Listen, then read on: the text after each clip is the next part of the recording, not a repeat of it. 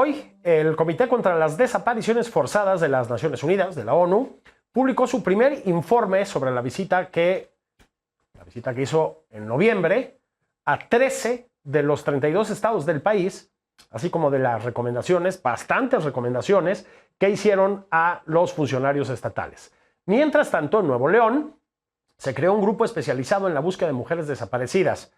Vaya, es que en los últimos días, como sabrán, ha habido una ola de desapariciones, gravísima ola de desapariciones de jóvenes y adolescentes, ola que, por supuesto, ha provocado graves protestas en el estado. Bueno, para hablar de estos temas, voy a saludar a Marité Valadez, vocera del Movimiento por Nuestros Desaparecidos en México, a Sofía de Robina, abogada del área internacional del Centro de Derechos Humanos Miguel Agustín Pro Juárez, y a Fernando Ríos, director de Ciudadanos en Apoyo a los Derechos Humanos. ¿Cómo están? Muy buenas tardes, noches.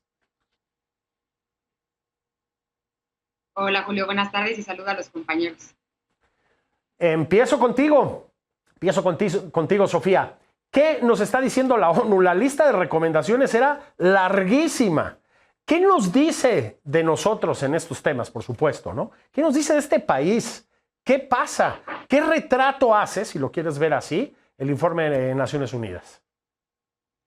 Así es, Julio, como lo decías, este informe llega después de una visita que por muchos años se pidió. Acá Marité es testigo de cómo los familiares desde hace mucho tiempo venían denunciando esta situación y solicitaban que se abriera el país a la asistencia internacional. Y pudo venir el comité a escuchar de propia voz de los colectivos, de los familiares, conocer en los estados cuáles son los retos que enfrentamos en esta crisis que está por alcanzar las 100,000 personas desaparecidas.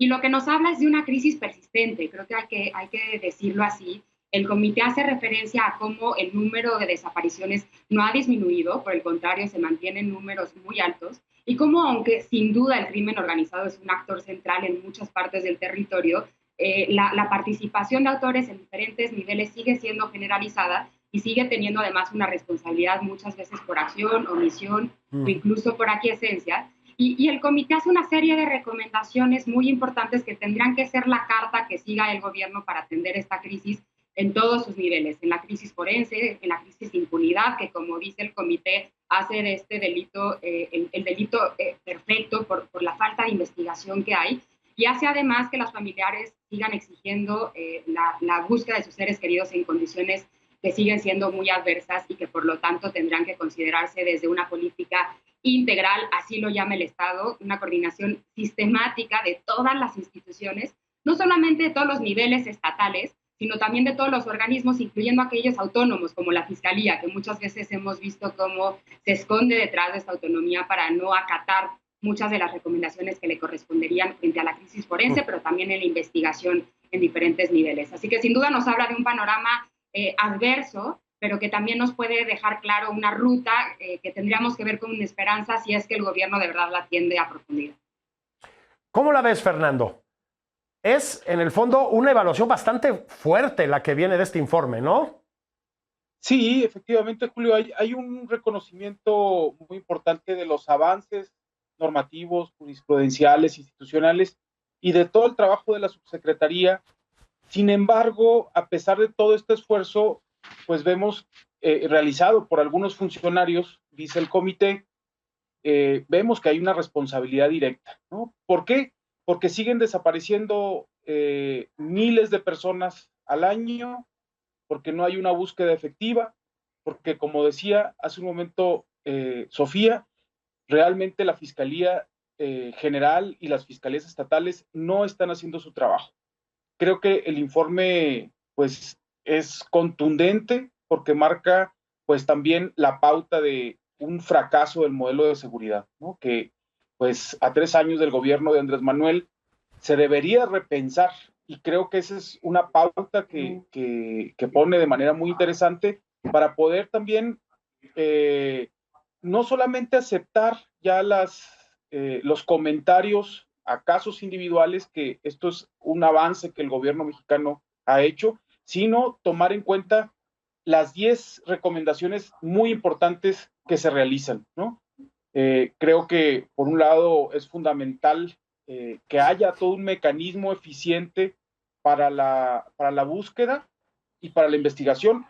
que haya mecanismos muy importantes que puedan entrelazar a las diferentes instituciones, ¿no? Porque vemos de manera continua cómo están descoordinadas, cómo no tienen una comunicación y un enlace efectivo, un vínculo que ayude efectivamente a encontrar a las personas desaparecidas, ¿no? Entonces, creo que desde este señalamiento hay comentarios muy fuertes donde muestran que es el conjunto de instituciones mexicanas las que no están funcionando. Un sistema muy lento, poquísimas sentencias, muy pocas recomendaciones también, ¿no?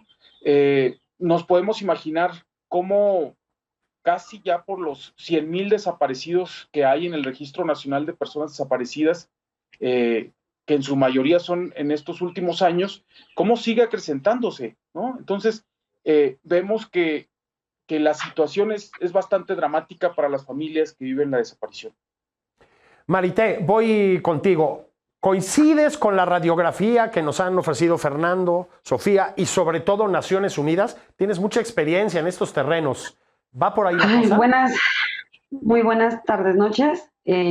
Pues sí, y de verdad, ojalá que en esta primera ocasión que el comité hace una visita a nivel mundial, desgraciadamente le tocó a México, después con la participación del 31 estados de los 32 del país, de la República, con 13 visitas a estados diferentes, les tocó vivir parte de nuestro dolor, de nuestro trabajo, de nuestro viacrucis como familias, y nosotros hacemos la recomendación al gobierno de México que cumpla con todos estos puntos que da el comité, y que es un dolor tan grande que en esta visita, en los días que duró, haya habido 112 desapariciones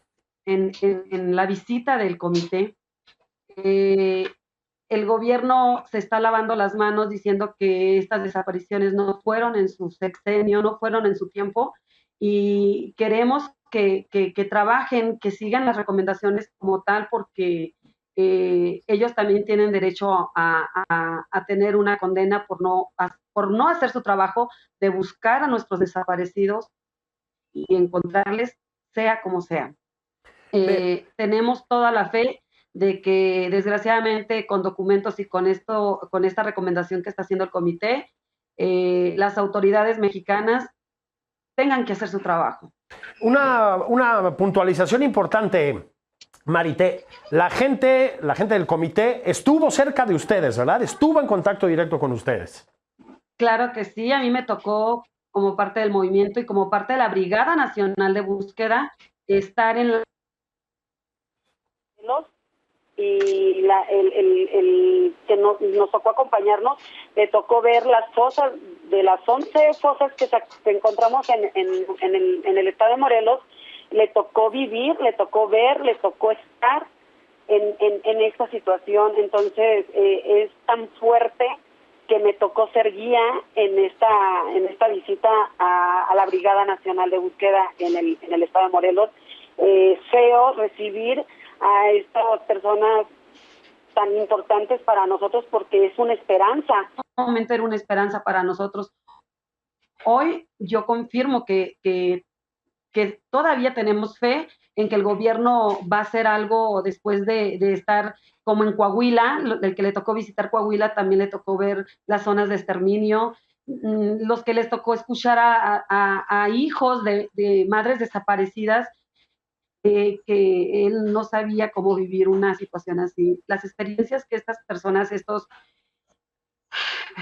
seres humanos se llevaron, fue muy, muy indignante como familias, porque creo que nadie debería pasar por una experiencia como lo vivimos nosotros, ¿no? El dolor tan grande, la frustración, que las autoridades se cruzan de manos y se hacen de la vista gorda y se echan la bolita unos a otros, la militarización que están haciendo, o sea, es se me hace una burla para todas las familias, ¿no? La sociedad que mira más allá de un trabajo, estas organizaciones que nosotros le llamamos elefantes blancos, como Fiscalía, como Comisión Nacional de Búsqueda, como todas estas organizaciones que están para ayudarnos y apoyarnos, se echan y al final de cuentas, pues es el presidente de la República el que nos está poniendo muchas trabas, Gobernación, que nos prometieron hacer reuniones cada 2 meses, cada 3 meses con las familias y nada más nos dio 2 y nos sigue dándole con el dedo.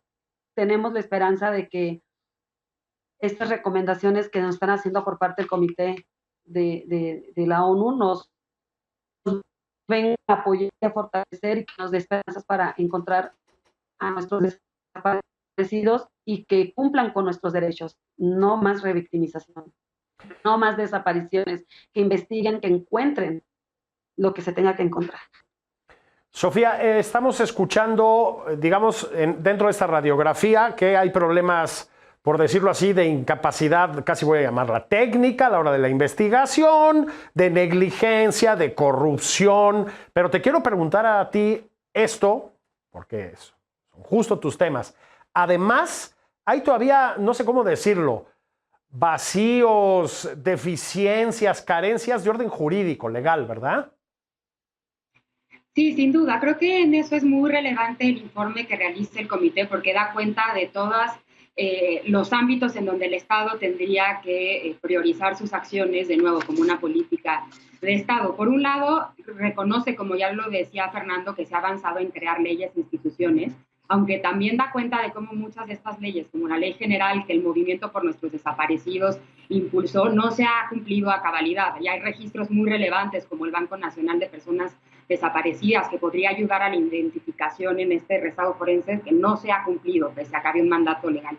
Pero además de esas instituciones, hay mucho que tiene que ver con la práctica, con la falta de cumplimiento del Estado con sus obligaciones nacionales e internacionales, en particular con los temas que ya se hacía referencia, con la investigación.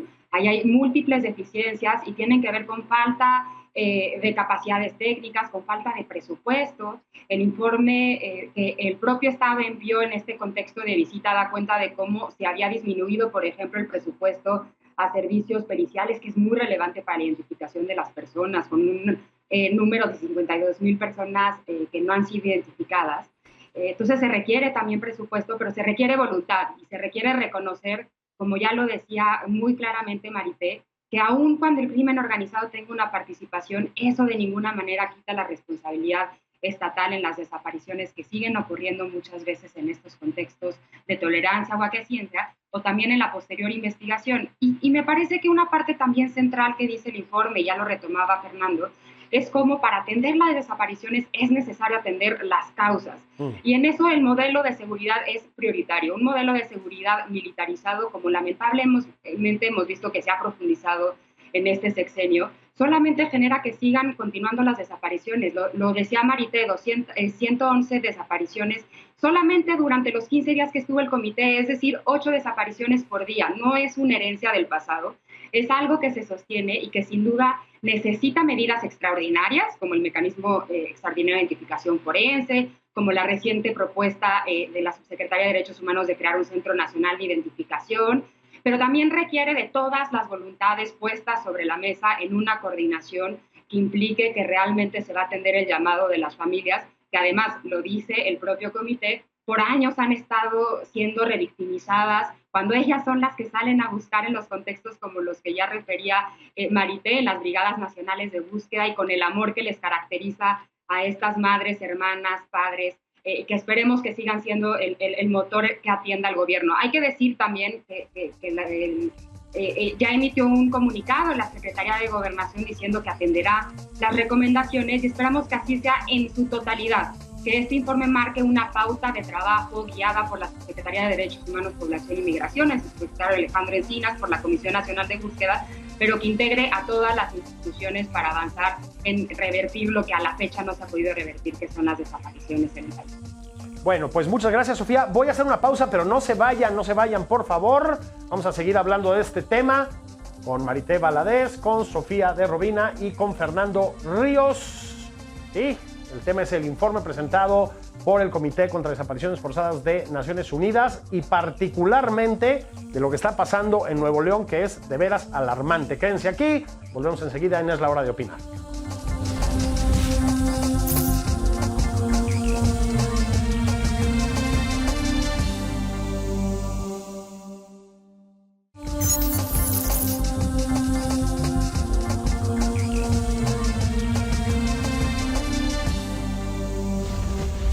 Platicamos con Marité Valadez, con Marité, que es vocera del Movimiento por Nuestros Desaparecidos en México, con Sofía de Robina, abogada del área internacional del Centro de Derechos Humanos Miguel Agustín Pro Juárez, y con Fernando Ríos, director de Ciudadanos en Apoyo a los Derechos Humanos AC.